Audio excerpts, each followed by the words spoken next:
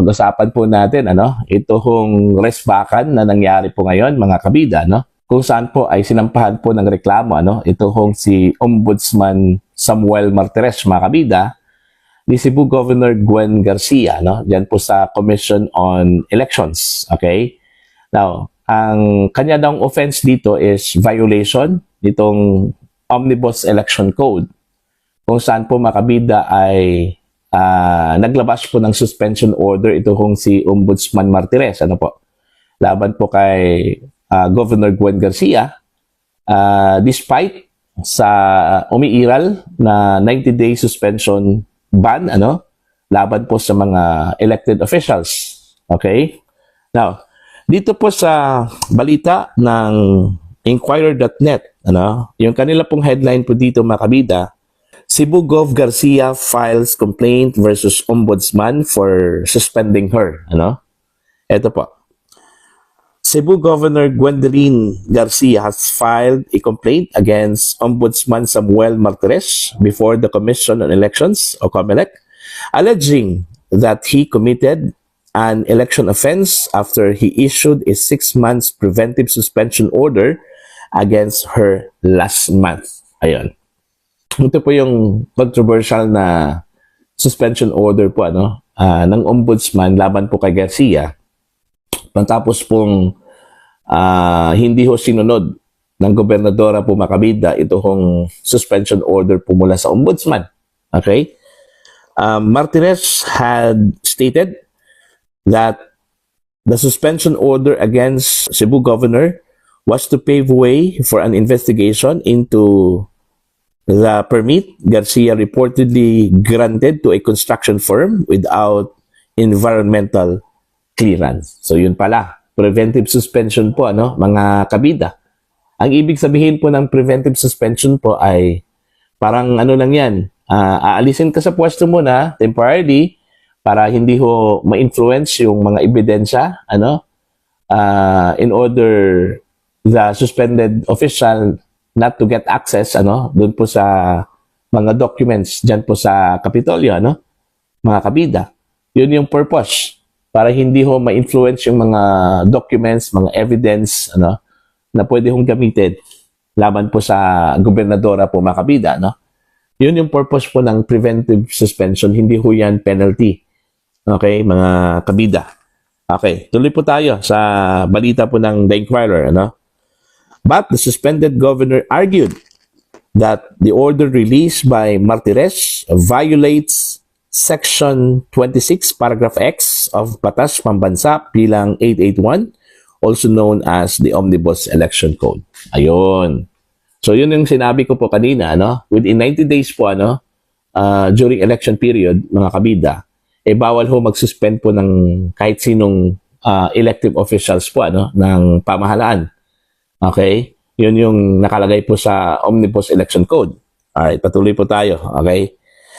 Under the provision, she pointed out the public officials are barred from suspending an elective provincial, city, municipal, or barangay officer during the election period without prior COMELEC approval. Ayan.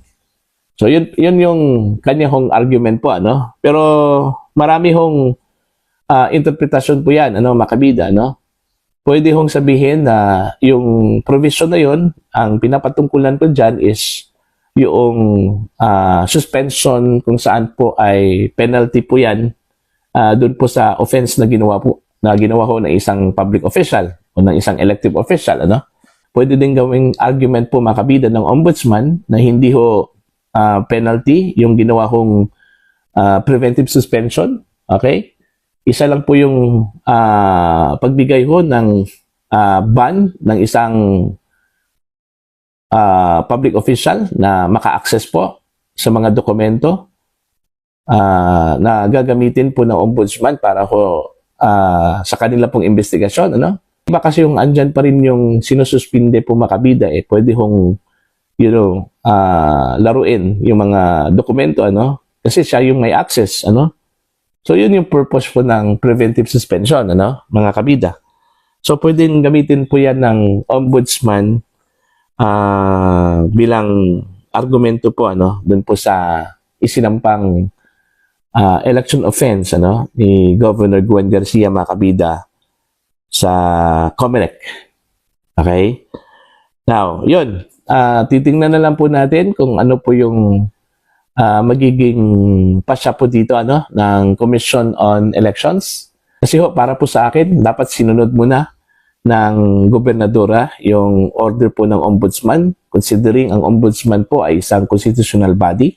Mandato po nila mag-imbestiga, Okay? Kahit anong offense with regard, mga kabida, sa graft and corruption, Yun dapat ginawa po ni Governor Garcia po, mga kabida, Sinunod muna ito pong suspension order, At in fact, yung mismong kapatid ni Governor Gwen na si John Pablo Garcia, Congressman Garcia, nagpayo po sa kanya na sundin ito pong order po ng ombudsman, Pero nagmatigas po ang gobernadora po, mga kabida. In fact, sa isang press conference, sinabi po niya, ayaw po niyang umalis, Hanggat wala hong resolution po ang Commission on Election patungkol ho sa kanyang legal question, Kung allowed ba ang ombudsman, kung legal ba yung ginawa ho ng ombudsman po, mga kabida, na sinuspinde siya, kahit na po meron pong umiiral na 90-day suspension ban, sa ilalim po ng Omnibus Election Code. Okay? So, yun po yung inaantay po ng kampo po ni Governor Gwen. Subalit, hanggang ngayon, wala pong opinion na inilabas po, mga kabida. Ito pong COMELEC, Kaya, yun. Ang ginawa po ng kampo po ni Governor Gwen, nagsampa po sila ng complaint, election offense, laban po dito kay Ombudsman Samuel Martires. So, malinaw po, narisbakan po ito, mga kabida, laban po sa ombudsman. Ito ang ginawa po ni Governor Gwen Garcia. Anyway, titingnan na lang po natin ito, kung ano po yung magiging resulta ko dito, mga kabida, Okay? Kasi mismo yung Department of Interior and Local Government, ayaw nilang ipatupad po ito hanggat wala hong opinion na ilabas ito pong Commission on Elections, Pero ang dami hong mga puna po laban po sa DILG, Kapag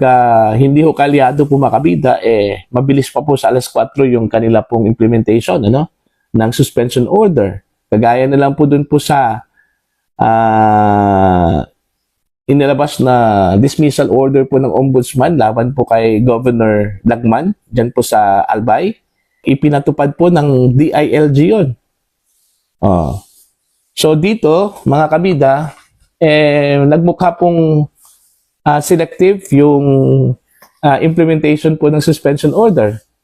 Okay? Dahil ho, kaalyado po ng Marcos administration, ito hong si Governor Gwen Garcia, mga kabida.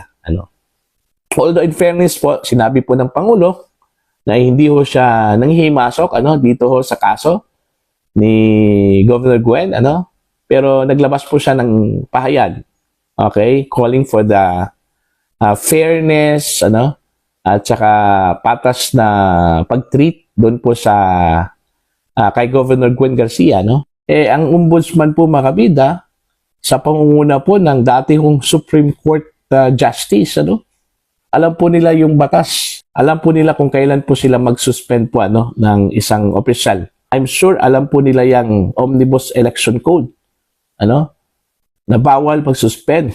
Pero hindi ho suspension for the sake of bigyan po ng penalty ang isang tao. Sinuspend yan in order to pave way an investigation laban po sa gobernadora, mga kabida. Okay? Yun yung malinaw po, Pero yun nga, yun yung argument po ni Governor Gwen. Wala ho tayong magawa dyan. Depende po yan, Ang makapag-desisyon po niyan, mga kabida, it's not the COMELEC, it's not the Ombudsman. Okay? They can file it to the Supreme Court, in order to interpret the law.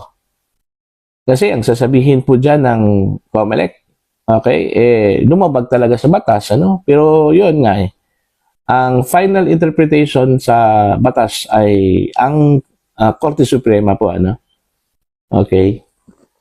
Depende po yan kung ang magiging decision po ng COMELEC ay they will interpret the law properly, kung ano talaga ang sinasaad po ng batas, Okay, kung pwede ba pag preventive suspension, allowed ba yan? Ano?